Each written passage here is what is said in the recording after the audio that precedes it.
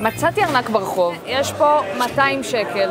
אוקיי. אין פה תעודה מזהה. מה לעשות? מה, אני ארוץ עכשיו למצוא את הבן אדם ברחוב? אני לא לוקחת, אתה... אני לוקח. הוא לוקח. לוקח את הכסף ומשאיר את הארנק. לוקח את הכסף אליך? כן, אם אין על זה שום דבר, לוקח. יכול להיות נחמד להחזיר. מה את עושה? אני לא לוקחת. אבל מישהו אחר ייקח אותו, אז יכול להיות שייקח, כמו אבל חבר שזה לא יהיה על שלך מצפוני. באמת שאני לא יודעת מה לעשות. מזל שיש לי את חז"ל. מה הכוונה לחיות נכון את החיים? איך להישאר אדם ערכי בעולם כל כך מורכב ומאתגר? אלו השאלות שהעסיקו את חז"ל, חכמינו זכרם לברכה, יום ולילה. חז"ל האמינו שהבסיס להתמודדות עם השאלות המוסריות של חיינו כבר נמצא בתנ"ך, ושעליהם מוטל רק לפרש את הציוויים העתיקים לכל אדם. אז נניח במקרה לגמרי שמצאתי ברחוב ארנק, ואני מתלבטת מה לעשות איתו. יש פה דילמה שקשורה לנושא של השבת אבדה. כשחז"ל רצו להבין איך להתמודד עם הסוגיה, קודם כל הם פתחו את התנ"ך וחיפשו פסוק שעוסק בסוגיה העקרונית. כי תפגע שור אויבך או חמורו טועה, השב תשיבנו לו. חז"ל בחנו את הפסוק הזה ושאלו, זה חייב להיות שור? ומה אם זה כבש? או מטבעות זהב? או ארנק מלא בכסף? או שור מלא במטבעות זהב?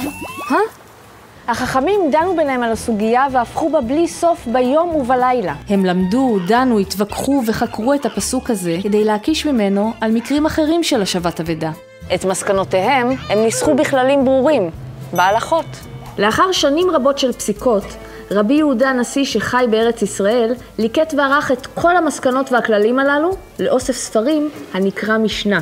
מלאכת הפרשנות לא פסקה עם חתימת המשנה, ובהמשך נכתבו ספרים נוספים כמו התלמוד או בארמית הגמרא, שהוא מעין פירוש והרחבה של המשנה. אם תקראו את ההלכות בספרות חז"ל, תוכלו לראות שהן כתובות בצורה קצת, איך לומר, יבשה. אמר את האבדה ולא אמר סימניה, לא ייתן לו. יש לך מושג מה זה אומר? זה בארמית? יש לך מושג מה זה אומר המשפט הזה? לא. חז"ל רצו להעביר את הכללים בדרך מובנת וידידותית שתסייע לציבור לקבל את הערכים החשובים להם. לשם כך הלכה ונוצרה ספרות האגדה, ובה משלים, סיפורים ואגדות. אז נניח בעניין השבת אבדה, במקום להגיד לאנשים בצורה יבשה שאם הם מצאו משהו הם צריכים לשמור עליו, הם השתמשו למשל בסיפור על רבי חנינא בן דוסה, שמצא 2 תרנגולים בפתח ביתו, ואף שהוא ואשתו היו רעבים מאוד, עד כדי כך שהתרנגולים נדמו בעיניהם לפרגיות, הוא לא נגע בהם, חיכה לבעליהם והמשיך לגדל אותם. ומפה לשם הם הפכו לעיזים. כן, כן, עיזים. לא הבנתי איך הגענו לעיזים. נקרא את האגדה ותבין. מעבר לאגדות ולסיפורים, חז"ל מצאו דרכים נוספות להנגיש את הערכים אל העם, למשל במסכת אבות שבמשנה. מסכת אבות היא למעשה אוסף של עצות ודברי חוכמה לחיים, וממנה הגיעו פתגמים מוכרים שנפוצים עד היום, כמו אם אין אני לי מי לי, איזהו גיבור הכובש את יצרו, לא הביישן למד, וקרבי זה אחי.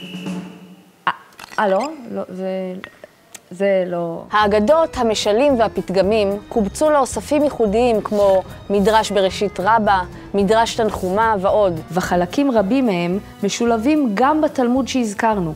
אז בפעם הבאה שאתם נתקלים בהתלבטות ערכית שמדירה שינה מעיניכם, אולי כדאי שתקפצו לאיזה בית מדרש. או שפשוט תחפשו בגוגל. יש מצב שמישהו כבר חשב על זה פעם. מצאתי ארנק ברחוב. יש בו... גדול.